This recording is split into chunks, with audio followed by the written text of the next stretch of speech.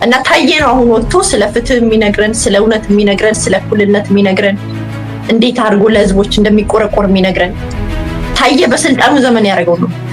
በቃ ሜዳ ቀረ ማለት ነው። የዛን ጊዜ ለመሬቱ ለምናምኑ ብቻ 14 ሚሊዮን ብር ይወጣ ልማት ባንክ እያልኩ ሜንሽን እያደረኩልህ ነው ምነግረኝ። የሚታወቅ ነገር ነው ነገር በቃ ተወሰደ፣ መሬቱ ተወሰደ። እንደውም መሬቱና የወያኔ ነው ብሎ ታየና ወንድሙ ናቸው ይኛል።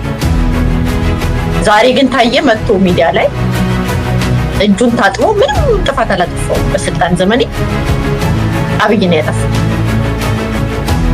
ብሎ ይነግራናል። ይሄንን አውቃለሁ። መሬቱን ማን ወሰደው? ወንድሙ የገብረ ጉራቻ ከንቲባ ነው። ጠርቶ ሰዎችን መሬቱን ውሰዱ ብሎ አከፋፈለ። የተገዛ መሬት ነው ማለት ህጋዊ የሆነ መሬት።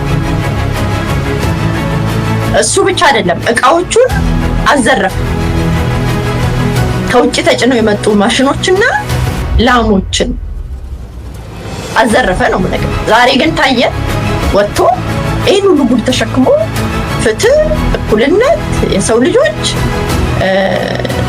አማራን አጠፋለሁ አለ። ከዛ በጣም ደነገጥ።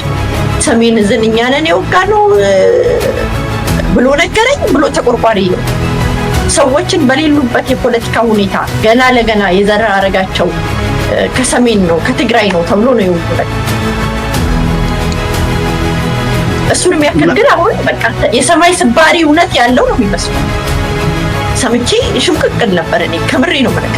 ዛሬ ግን ሚዲያ ላይ ወጥቶ ካለሱ ሰው የለም፣ ካለሱ እውነተኛ የለም፣ ካለሱ አቀኝ የለም፣ ኃላፊነትም አይወስድም በስልጣን ዘመኑ እንደደረሰ ብልግና